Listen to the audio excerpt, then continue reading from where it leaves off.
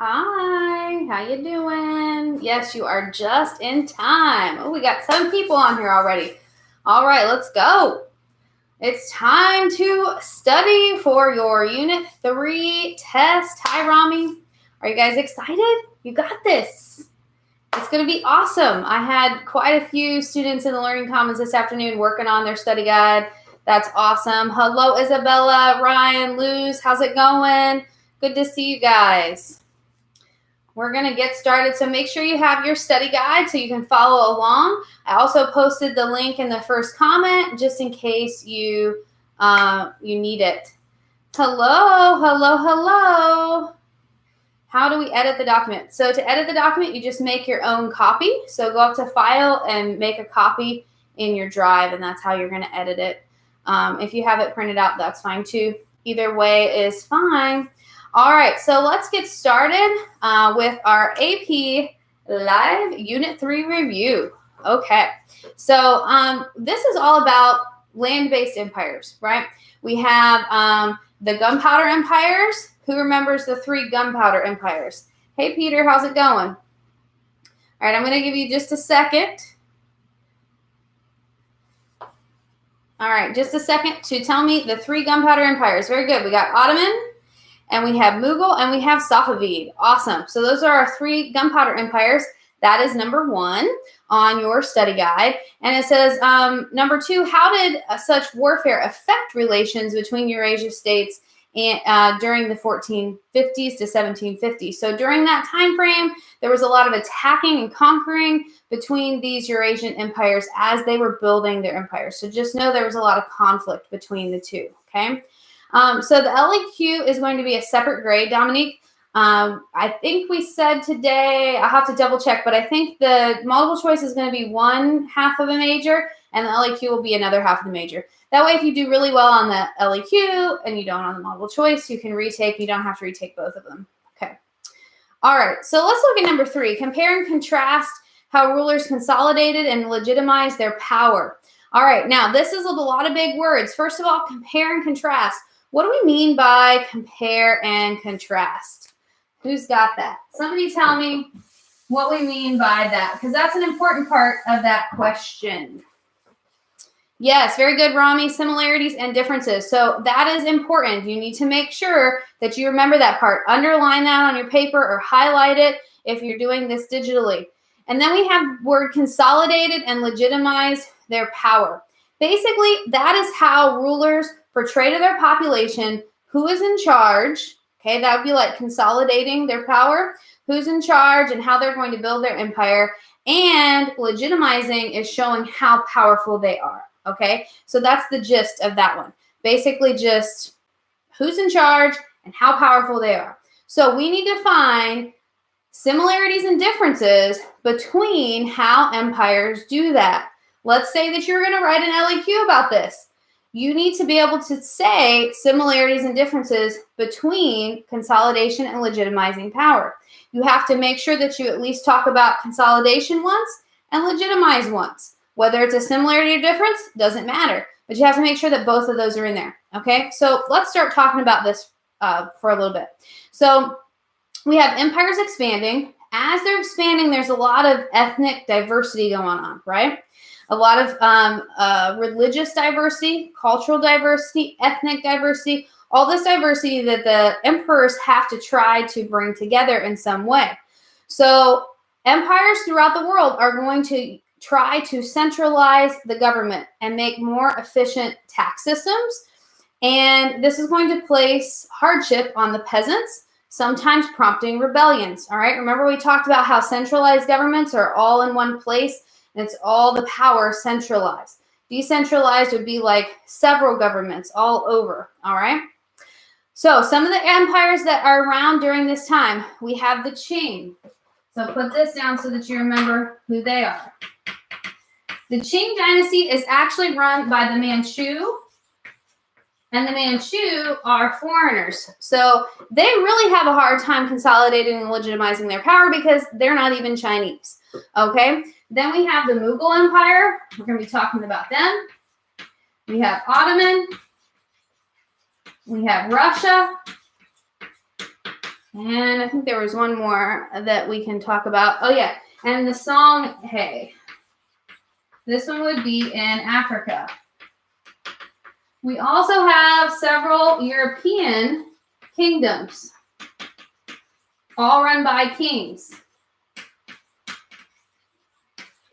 So there's a lot going on during this time, a lot of empires, okay? Make sure and get that down on your paper. These are the ones that you're going to focus on with this question. These are the ones that you can compare and contrast with this question, okay? So the first way that rulers can centralize, or the first way that rulers can consolidate power is by centralizing the bureaucracy, all right? That's just fancy for saying bringing the whole government system together, bringing all the admin into one place, all right? So centralizing, centralizing the bureaucracy, all right? We had this happen in China in the Qing dynasty. How do they do that? Well, they reintroduced civil service exams, okay? Remember, those have been done away with, but the Qing bring it back because this is going to ensure that they have the right government support in place, right? They're only going to choose people that are going to believe what they believe and that can pass these civil service exams. So the Manchu, like I said, are in charge of this dynasty. They're foreigners, and it's very important that they consolidate this power, and civil service exams is how they do it. All right. And this kind of helps the Chinese follow them because they're choosing lawmakers that are going to agree with them. All right. So that's the first empire. Also, the Ottomans centralized their bureaucracy by consolidating, and they do that through the Devshirme system. All right. So this is how you spell that.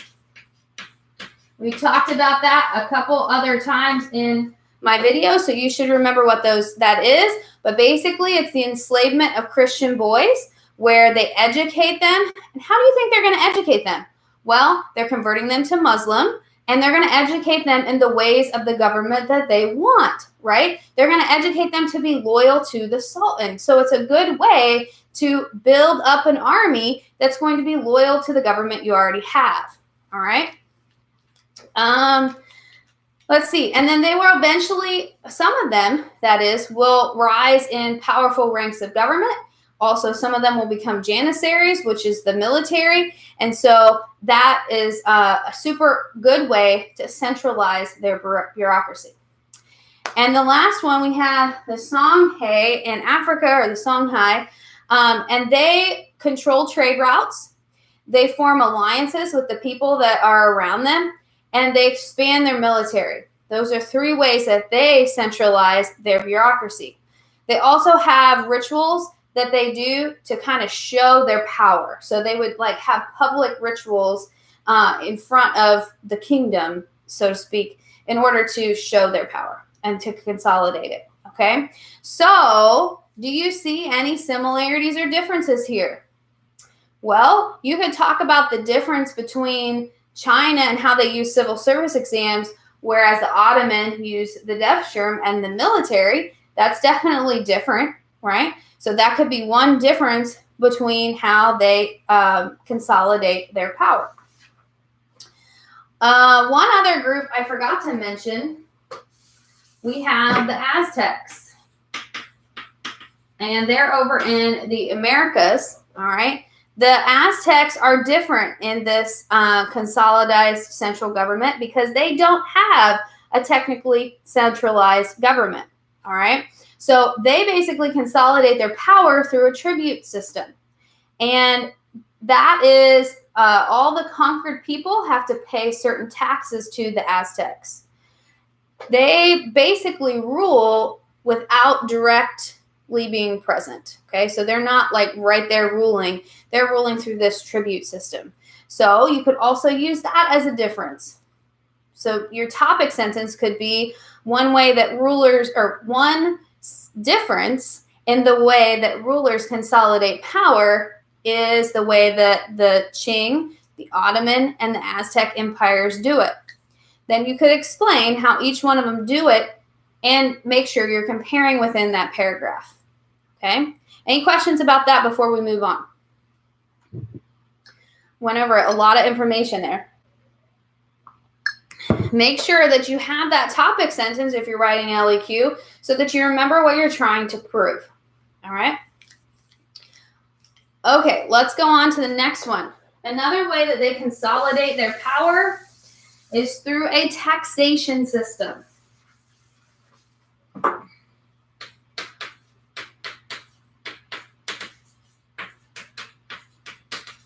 All right, remember we're looking for similarities and differences, so see if you can notice them as we're talking about this. So we have Peter the Great in Russia. Peter the Great. Peter the Great is a super interesting individual. He does a lot of traveling. He's very well educated, and because of his travels, he comes back to Russia and he wants to kind of modernize them.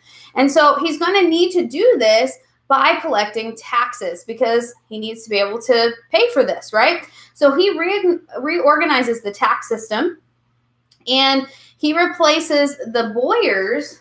This is how you spell it. He replaces them with a merit-based system, kind of creating a table of ranks is what it's called, and eventually getting rid of the titles of nobility. So he is going to get rid of these guys and replace them with a merit-based system.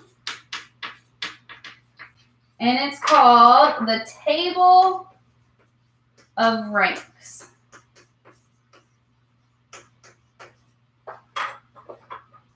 And this is eventually going to do away with nobility. Or at least like take away some of their power, okay? Now we have this word, I think that's on your vocab, merit-based. Merit-based just means that you are earning that spot instead of being born into it. A lot of times in Europe, we see where you're born into a life and you're kind of stuck there. Same with the caste system, right? You have to serve out that caste until you're reincarnated into the next life.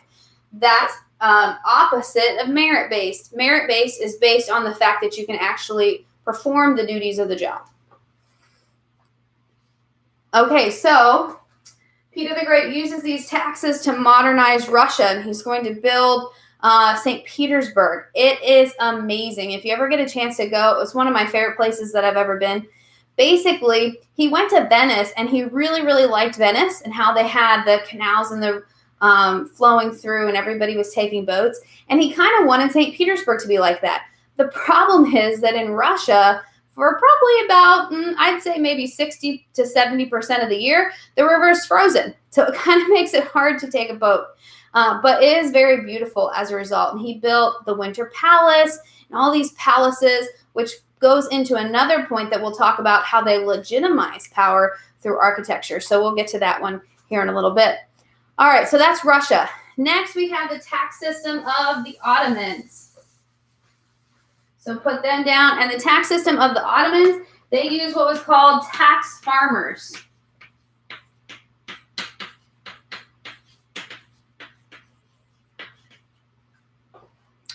Okay, so basically tax farmers had the power to collect taxes according to the state. So the state gave them this power, and the state told them that they had to collect a certain amount. However, sometimes they collected a little bit more so that they could keep some of the profits for themselves, and they were also allowed to keep some of the revenue. So the state would say, you know, this is your cut. These taxes put a lot of pressure on the farmers because a lot of times they were more than what farmers could afford. In the Mughal Empire, we have the Zamindar. They're the tax collector in the Mughal Empire. And basically, they own extensive tracts of land, large pieces of land, and they tax the peasants that live on the land and give some of the money to the court for imperial costs as well as military. And then last but not least, we have the Aztecs, and they tax through a tribute system.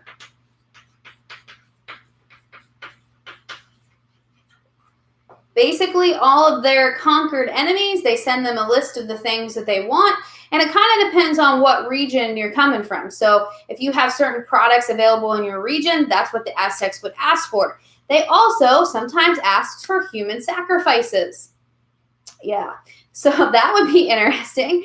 All of a sudden, you're like, you need to go and see the Aztecs. And you're like, what? Why? We'll tell you when you get there. You definitely did not want to be chosen for a human sacrifice because you're going to die in a very painful way. But that was another way that they would collect tribute from people, sometimes in the human form. All right, so rulers consolidating their power through the tax system. Could we use this as a similarity or a difference? What do you think would be better? Similarity or difference? I'm going to give you a second to think about it. Anybody got some guesses? Difference, Peter says. Difference. Okay, the biggest difference is that the names are different, right? But they're pretty similar in how they're doing it. I guess you could say that there's a difference between tax farming and the zamindars. So you could probably do that. You could probably do similarity because they're putting taxes on poor people, and then you could describe the systems. But the systems do have a little bit of quirky differences, right? You could talk about how the Aztecs use more of a tribute system, where these guys are using more money. It really basically depends on how you're going to explain it, how you're going to argue it.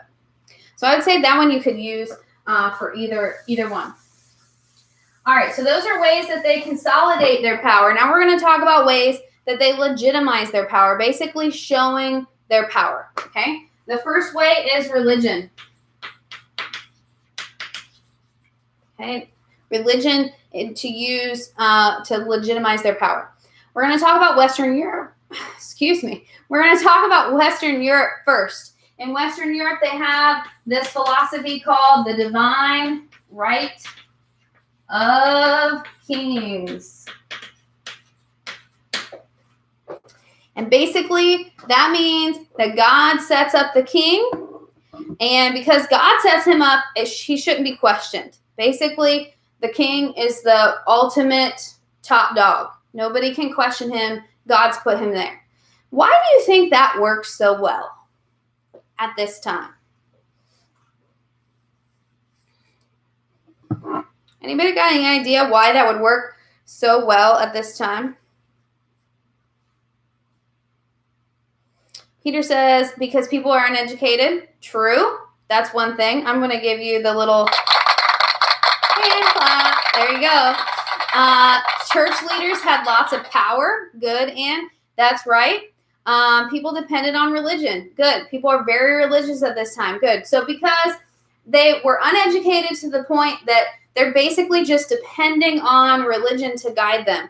Also, remember, before the Protestant Reformation, the Bible was only written in Latin, and therefore people had to depend on the leaders of the church to tell them what to think and to tell them what the Bible said. So, of course, the leaders in the church are going to support this, right, because they support the king and they support his power. And so those all go hand in hand with that. So when you're explaining divine right of kings, you would say that God chooses the rulers and gives them the political power. Therefore, no one can question it because no one can question God. Especially Roman Catholics, they are going to have a pope who will endorse the king. And there's all times throughout history where sometimes the pope and the king disagree, and then there's political and religious strife in Europe. That definitely happens. But the pope, if the pope endorses the king and the people believe in the pope and his power, then they're definitely going to believe in the king's power. Okay?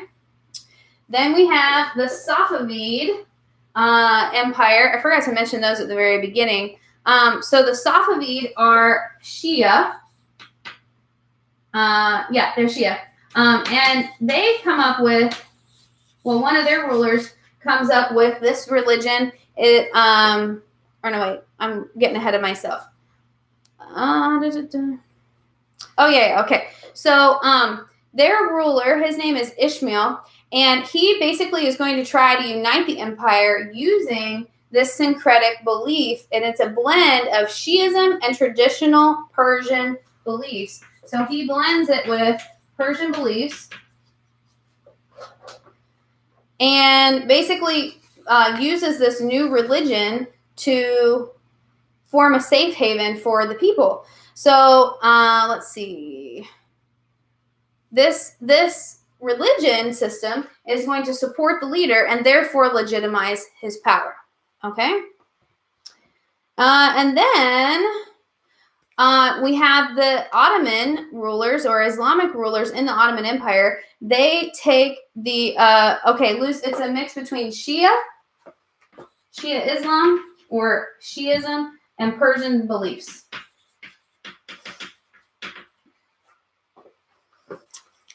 And then we have the Islamic rulers. They take on the title of Caliph. Caliph means that you're a direct descendant of Muhammad. So therefore, you must be chosen by him, right? And that helps legitimize his power. So you could use this as a possible similarity, and you could talk about how they use religion to get the people to believe in the power, and you could give these as examples, all three of these as examples. Now, there's one point at the very end of the LEQ that talks about comparing things between time periods, right? That's that unicorn point. What could we compare to the divine right of kings that's a little bit earlier, a little bit further back in Chinese history that China uses to legitimize their emperors? Very good, Luz. Hold on, let me get you, let's give you the, there you go. I got this little sound thing. I had to use it. But very good. So the mandate of heaven. Yes. So you could compare the divine right of kings with the mandate of heaven. Now you'd want to make that a separate paragraph. That wouldn't be a part of your similarities or differences. This is going to be to take your argument further. All right. So you would compare that to the divine right of kings, use about a paragraph to do that, and you could possibly get that unicorn point, which would be awesome. You'd really be impressive then. Okay. Definitely, it's very similar. Now, why couldn't we use the mandate of heaven as a similarity or difference?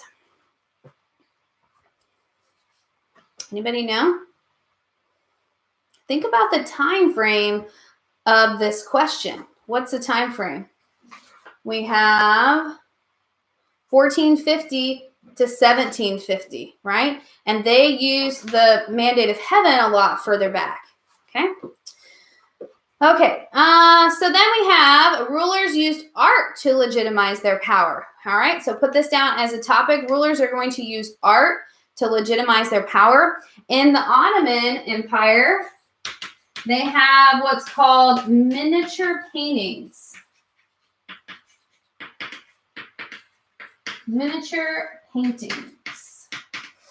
And some of these are still around, which is kind of cool that they still exist. So they are used to illustrate government-sponsored writings. And they basically use this art to depict all of the imperial conquest or the conquest that the emperor has done. Right? An example was Mehmed II. He made a mini painting of his conquest of Constantinople in 1453. Basically, he wanted the people to look at him as the conqueror of the world. I mean, it was a pretty big deal that they conquered Constantinople because Constantinople was a pretty big deal at the time. And basically, the Ottoman emperors and these mini paintings, they're going to reach their peak around the 1700s, and they're going to be used during that time to show government authority and supremacy. All right. Then we have the Qing. The Qing dynasty does what's called imperial portraits. So basically, they're using these art exhibits of the emperors where they look very grand. Sometimes they're reading a book. Sometimes they're used at the funeral of the emperor. But basically, these are used to show the power and to show that this emperor really knows about Confucian ideals. That's why sometimes they're reading books. And basically that is used to make them look grand, right? The more you look at that painting, pretty soon you're going to be like, wow, this guy is really awesome. Look how great he looks, right? Europe also uses art, especially around the Renaissance time frame. Emperors are being painted to look grand with regal outfits and just beautiful dresses and crowns and things like that. And so, like I said, this is going to make the normal people or the regular people say, wow, they're really powerful. This legitimizes their power. So I would say this one would probably be a very good similarity, because you can talk about the different paintings that each empire used. I would look some up so that you have some for evidence, right? You can maybe talk about how Mehmed II used these. Here's how you spell his name. I think it's, yeah, there we go, Mehmed II. Because remember, you have to be very specific. All right, also we have rulers using architecture to legitimize power. Architecture is a good one because there's lots of examples of this. Okay, so for example, they would build temples and churches, and they would be so grand that it would outweigh the purpose. Like, it would just be more grand than what it really needed to be. You could use architecture for a similarity. You could also use art for a similarity. So some examples, we have St. Basil's Basilica in Russia. And you really should look this up. I was going to print a picture of it, and I forgot because it's fantastic. Let me see how to spell this here. Basilica. This is in Russia. You also have the Winter Palace. The Winter Palace is enormous. Like, it's way bigger than one family would need. It definitely shows power. We have the Taj Mahal in India. The Taj Mahal was originally meant to be the Sultan's wife's tomb. I mean, come on, really? You need all that for a tomb? It's enormous, and it's very beautiful. So basically, he's using that to show his power, to legitimize his power. We also have the Palace of Versailles. Here's how you spell Versailles. This would be in France, and this would be King Louis. All right, all of these would be pieces of evidence that you could talk about. These structures send a message that the king or the emperor or the sultan is great, and you should not challenge his power. All right, so within that information that I just gave you, you have some similarities, you have some differences. Make sure that if you're writing this, that you explain the similarities and differences and that you compare them within your paragraphs. Now, your thesis could just simply talk about what you're generally going to talk about, and then in your paragraphs, that's where you get in depth with what empires you're talking about. Don't forget context. You need context of what's going on.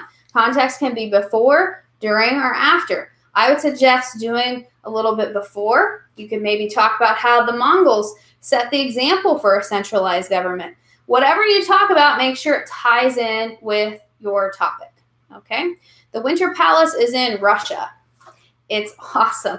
I've been there. It's in St. Petersburg, and I'm telling you, oh man, it was so cool. It was just so cool. And they let you take pictures, which I do photography kind of as a little hobby, and I was so excited that I could take pictures. I'll have to get some and get them printed out for you guys, because it's amazing. There's one bedroom that I walked into. It was all gold plated. I mean, just extreme wealth. Now remember, at the same time that the rulers are legitimizing their power, what's going on with the peasants? They're not living a very good life, right? They're pretty poor. And so the rulers are rich. They're getting rich off of the peasants' work and the peasants' taxes, okay? Okay, let's go on. Let's move on to the Mughals. So our question about the Mughals is, how did the Mughal emperors view the role of other religions in their empire? Now, this was different based on who was the emperor, right? Sometimes they were tolerant, and sometimes they were not tolerant. A specific one that was tolerant, his name is Akbar. And during his reign was probably the best time to be any other religion in India, because he was very tolerant of whatever the people wanted to be. He valued the people, and he would say that, God set him up in this position, and it was not his right to judge someone else's beliefs. And so he wanted to portray that they should have religious harmony amongst the people. All right, so that's the important thing to remember about him during his reign in the Mughal Empire. Number 2 says the Mughal Empire focused on what type of production as a part of their economic system. They were basically producing luxury items for the foreign market. Remember, they're very close to the Indian Ocean trade route. They're also connected to the Silk Road trade route. So they're going to be exporting those luxury items that the Europeans want. Number 3, what was the Mughal Empire's attitude towards religious tolerance? Once again, that depends on who was emperor. Sometimes they were tolerant, sometimes they weren't. After Akbar died, his son took away a lot of the religious freedoms and tolerance, and the next one after him made it even stricter. So it depends on who was emperor at the time. And very lastly, the factors that contribute to the Mughal Empire expansion. Of course, you should know this one, definitely gunpowder and new technology, because the Mughal Empire is one of the gunpowder empires, right? And so they use gunpowder and this technology to be able to spread and defeat their enemies. Okay, now we have Ottoman. Who were the Janissaries? We've really talked about this a lot, so if you've been listening to my videos and doing your reading and listening class, you should know who the Janissaries are. But real quick, they're those Christian boys that were kidnapped by the Ottomans. They're re-educated, and they become the military. Eventually, they're going to become too strong. They're going to start questioning some of the things that the Sultan does, and he's going to destroy them. All right, but that comes a little bit later. Whoop, sorry. All right, and then Ottoman Empire, the man's role, how is it determined? Well, the Ottoman Empire did it a little bit differently. Remember, in China, we had the civil service exam, and so it was based a little bit on merit. It wasn't quite birth all the time, but you had to be able to pass a civil service exam. So most of the time, you had to be rich enough in order to get an education. Also, remember, in Europe, you're pretty much born into your position. The Ottomans did it a little bit differently. They based it solely on merit. So that's spelled like this, just in case you need to know. And basically, anyone could rise in the Ottoman system as long as they were smart enough and able to participate in the system.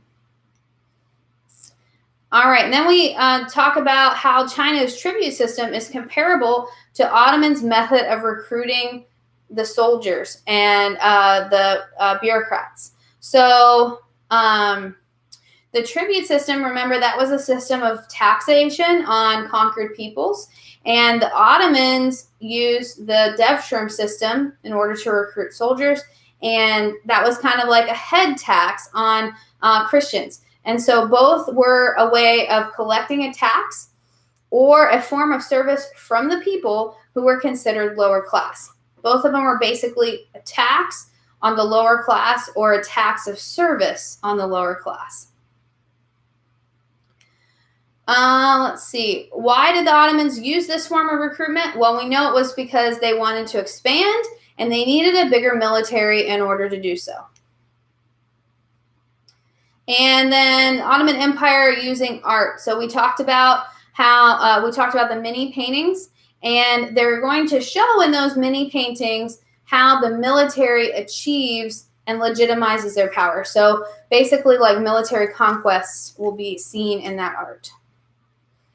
And then last but not least, the cultural traditions and new traditions come together in an Ottoman Empire. So remember, the Ottoman Empire lasts for a very long time, several hundreds of years, right? And so there are a lot of things that are going to change and things that are going to continue throughout that time. Now, remember, there was one church in Constantinople that was considered this architectural just amazingness, right? And that church was the Hagia Sophia. So what happens to that church when the Ottomans take over? They basically turn it into a mosque.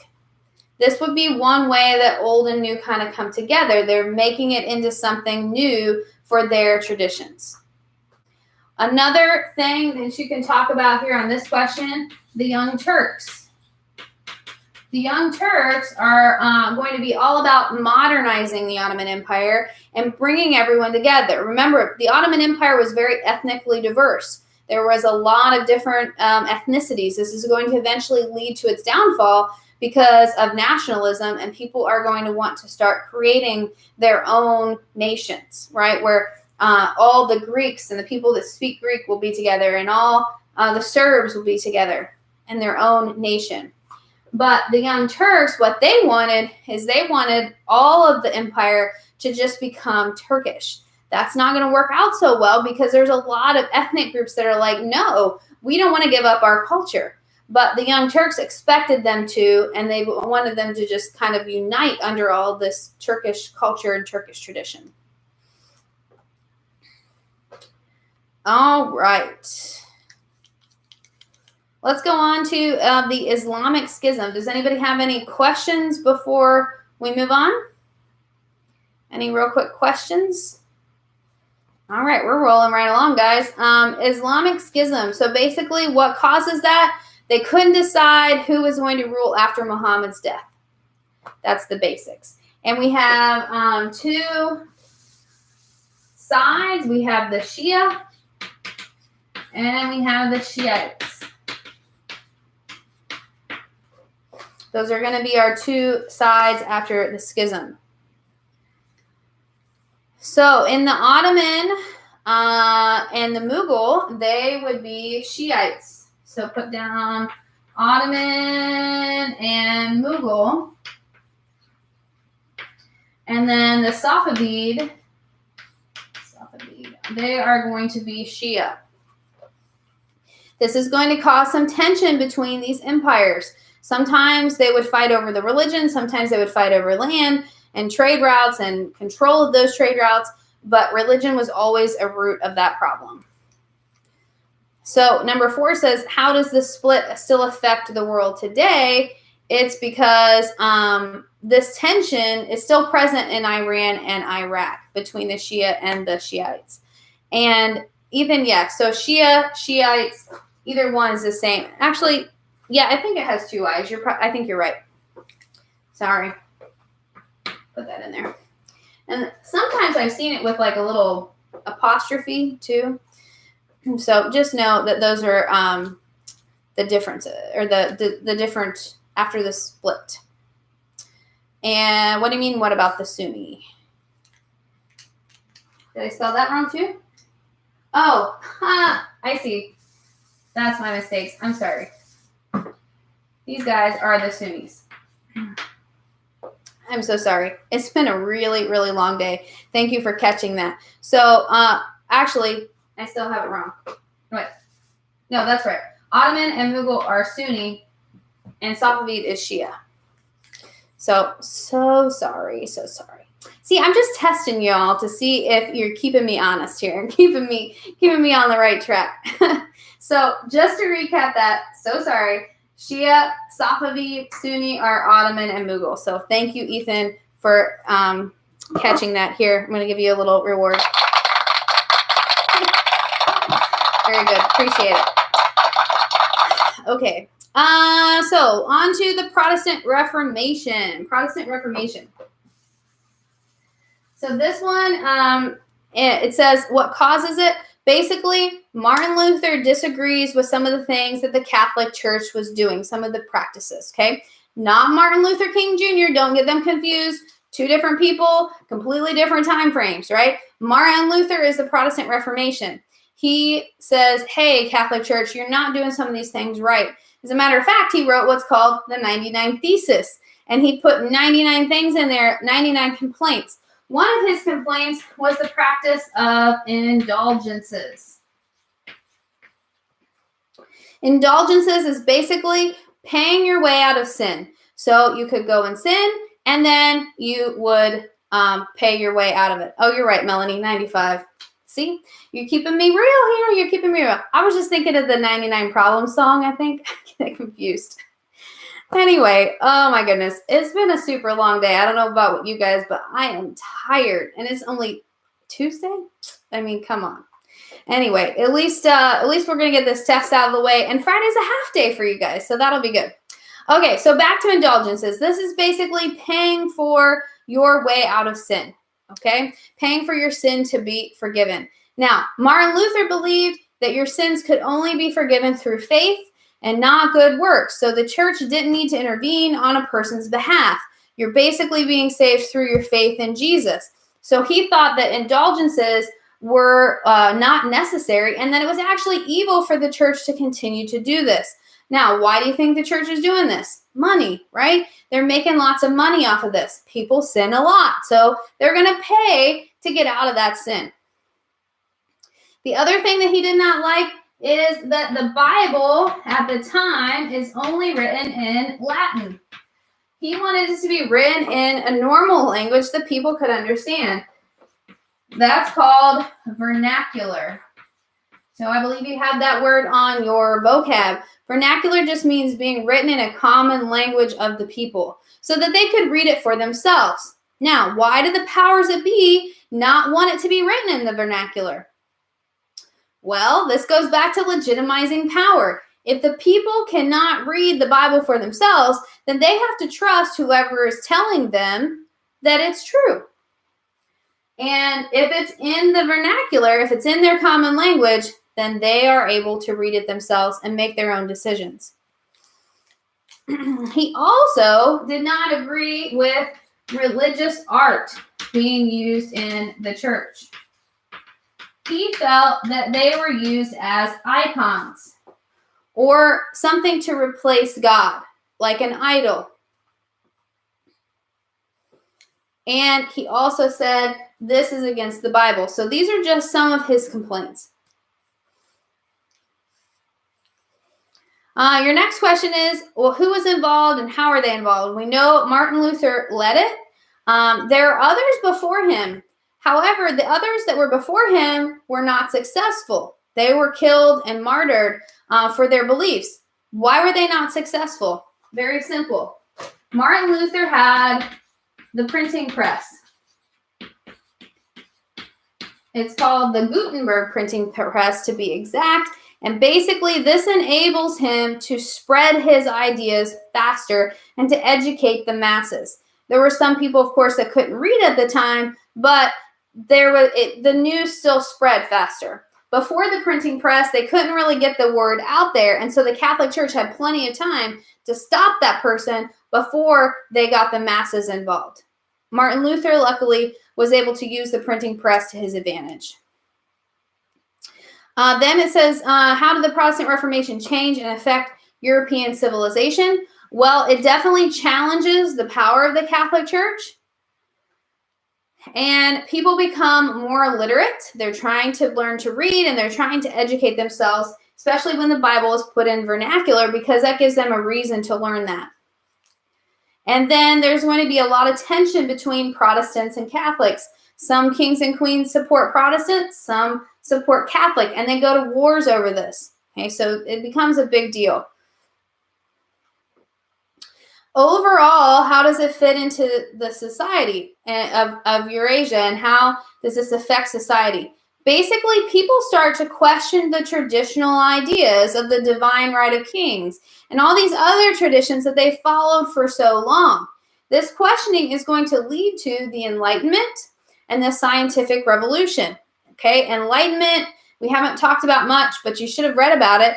And it's where all these men like John Locke and Voltaire and Rousseau and Montesquieu and even some women start to question these traditional beliefs, and they write about it and they spread this knowledge. Scientific revolution is going to be all these scientific inventions that are going to happen and start changing the way that Europeans think. Didn't the Muslims say this too? Say what? What are you talking about? Not sure exactly what you're talking about. Okay. Then we have the Counter-Reformation. Basically, the Counter-Reformation is the Catholic Church trying to get their power back. Okay? They're trying to reaffirm their power. And one of the meetings that they hold is called the Council of Trent. And in that council, they're basically trying to take everything that Martin Luther did to tear them down and complain about the church and either justify it or make some small, minute changes. That's what happens in the Counter-Reformation. That art was bad because it made God an icon. I think so. I'd have to look that one up. I'm not quite sure about that, but I do kind of recollect that a little bit, Melody, that, yeah, that was something that they did not do or that they don't do in their religion. So, yeah. Okay, then we have a question that says, so Martin Luther disagreed with the Catholic Church on several issues. That's what we just talked about. One of them was the use of art in the church. He claimed that it was used as an icon and unbiblical. But the Catholic Church is going to view this differently. They're going to say, listen, as long as the art is not being worshipped as a deity, then it's okay. So that's basically what you want to put down. And remember, for number 6, that the Catholics, during the Council of Trent and during the Counter-Reformation, they're going to say, listen, as long as you're not worshiping the icon or worshiping the art, then we can have it in our church. Okay, so next we have Francis Bacon. He's a scientist during the Scientific Revolution, and he believes in a theory called empiricism, and it's spelled like this. Let me get it spelled right for you. I haven't been doing a good job of spelling tonight, so I'm going to make sure that I get it right. Empiricism, and that basically means that experimenting is good, and that every experiment can lead to new finding. And so everyone is equally important. Every experiment is equally important. So just because someone might say, hey, this invention is better than another one, they're all equally important because they kind of connect and lead to something else. So that's what you need to know about him. Next, we have Peter the Great. We've already kind of talked about him a little bit. He's a ruler in Russia. Why is he called the Great? Basically because he tries to modernize Russia. He traveled throughout Europe when he was younger, and he kind of starts getting these ideas of different ways to modernize Russia and bring Russia, into competition more with Europe. And so he uses these ideas from his travels to try and modernize. And one of the ways that he does this is he purchases some land, or actually he took land from Sweden, and that's where he builds St. Petersburg. He moves the capital there. He builds the Winter Palace there and several other cathedrals using architecture to legitimize power, remember? And he also is going to try to modernize by building factories and improving education. Sorry, just dropped my chalk. Okay. Any questions about that stuff? You can ask real quick. And then also we have vocab words that you need to know. Those are pretty easy to look up, so I'm going to let you do that on your own. If there are any of those vocab words that you couldn't find or didn't understand, just let me know and we'll talk about it. All right. So then we have 2 documents. The first one is about Martin Luther. And I thought maybe you might have some trouble with this one just because there's quite a few big words in there. So you need to know what's the main idea, what's the historical context. This is a sermon addressed to the German prince in 1528. So we know that the audience is a German prince. And he's saying to the count, and he's talking to the different princes and the Pope in the very beginning. And he says, Pope Leo X, in the bowl in which he put me under the ban. Okay, a papal bull is kind of like a law. So basically he's talking about the fact that the Pope banned him from the church. Most likely because of what? Why would he be banned from the church? We just talked about it a little bit ago. This kind of goes along with the historical context. Anybody know? Why would Martin Luther be banned from the church by the Pope? I'll give you a hint. It's 2 words. Waiting. Anybody know? Why is Martin Luther banned from the church? Okay, so you could say 95 Thesis. You could also say Protestant Reformation, basically disagreeing with the Catholic Church, right?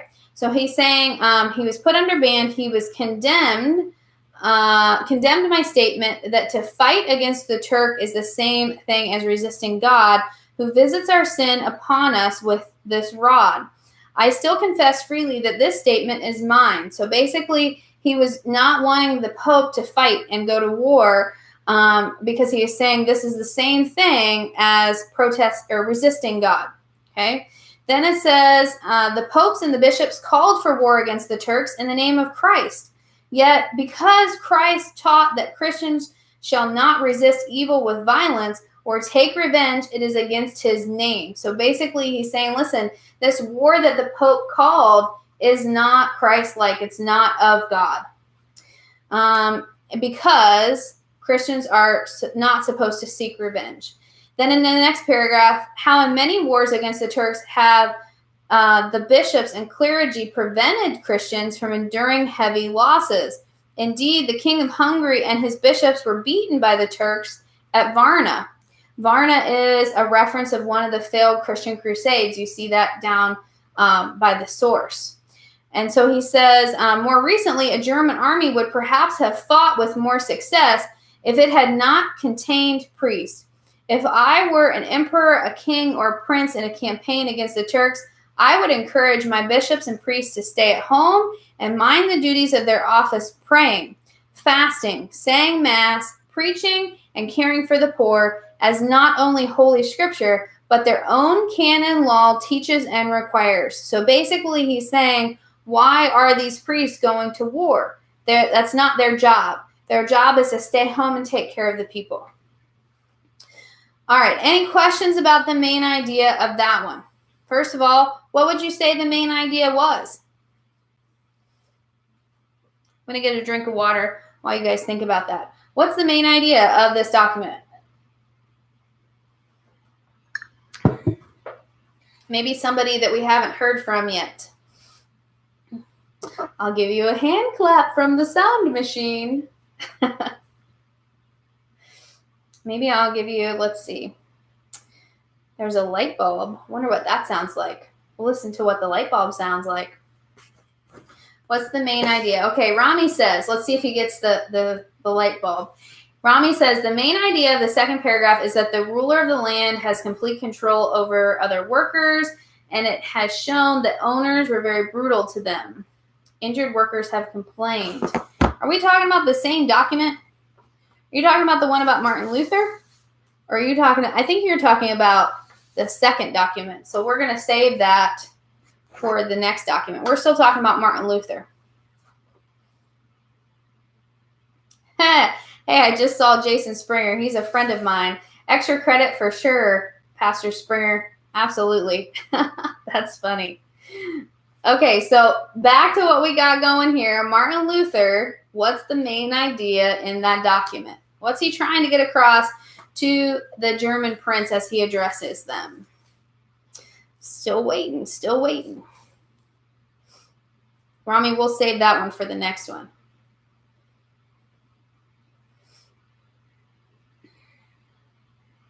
What would be the main idea in the first part of that passage? What is he condemning? Yeah, good job, Ethan. He is calling out the church. I'll give you the light bulb sound. Here it goes.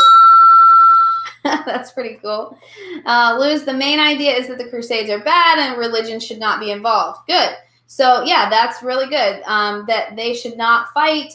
They shouldn't go up against, or at least the priests and the religion should not be involved. That's right. Okay, let me give you the... There you go. All right, so historical context, you could talk about the Christian Crusades and how Martin Luther is talking about the Christian Crusades. You could also talk about Protestant Reformation. All right, our very last document is from a French physician and employee who served for 12 years in the court of the Mughal Empire. All right, so we know Mughal is India. So it says the king of India, as a proprietor of the land, makes over a certain quantity to military men as an equivalent for their pay. And this grant is called jagir, or in Turkish, tamar. The word jagir signifying the spot from which to draw, or the place of salary. So one of your first questions is describe the system of jagir. So we know jagir means salary because it just talks about it. So then it says similar grants are made to governors in lieu of their salary and also for the support of their troops. So grants are kind of like gifts from the government, and they're given to the governors, and they're used to support their troops on condition that they pay a certain sum annually to the king out of any surplus revenue that the land may yield. So they get this money from the government if they can pay some money back to the king from the surplus revenue or the extra revenue that they have from the land. The lands not so granted are retained by the king as the peculiar domains of his house are and seldom, if ever, given in the way of jagir. Or jagir? I'm not exactly sure. Okay. So basically this is kind of like a land taxation system, right? And a way to like give grants and money to the governors and a way for the governors to collect it back from the people. Then it says the persons thus put in possession of the land, whether as soldiers, governors, or contractors, have an authority almost absolute over the peasantry. So whoever's in charge has that authority over the peasants, and nearly as much over the artisans and the merchants of the towns and villages within their district. And nothing can be imagined more cruel and oppressive than the manner in which it is exercised. There is no one before whom the injured peasants, artisans, or tradesmen can pour out his just complaints. So there's nobody that cares about the complaints of the lower class. No great lords, parliaments, which would be governments, or judges of local courts exist, as in France. So he's basically saying their system is completely different. In France, at least we have somebody that they can complain to.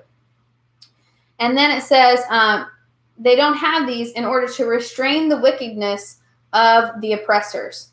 So he's saying, listen, it's very easy for this system to oppress the lower class because there's nobody that's hearing their complaints. So Rami said the main idea of the second paragraph is that the ruler of the land has complete control over the workers and has shown that the owners can be brutal and there's nobody to complain to. Very good. Here's your hand clap.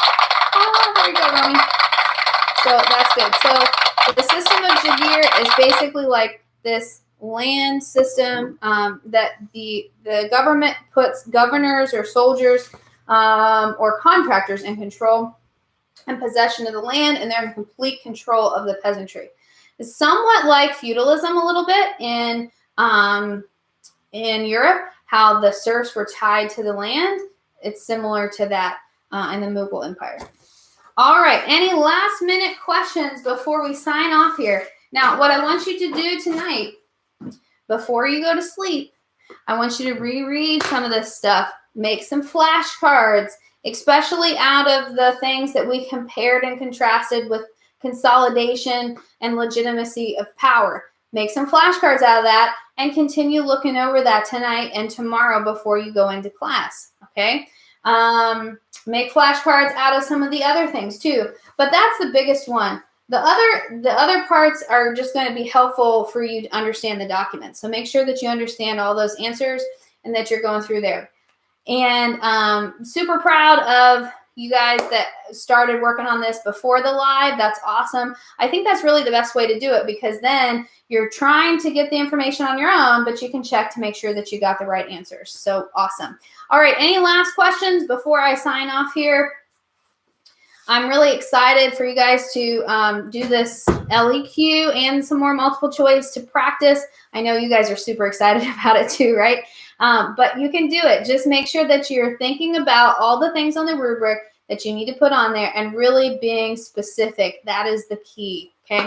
You're so welcome, Luz and Winging. I'm so excited that you guys joined in. Thank you, Rami, and thank you all the rest of you too, as well as Ethan. You're so welcome. I really enjoy doing these, and you guys make it fun. So I want you to have a great night. Make sure you look over that information again, okay? Don't just not look over it again. All right, I'm going to put this video up just in case you need to rewind and watch any more of it. Again, just you can do that.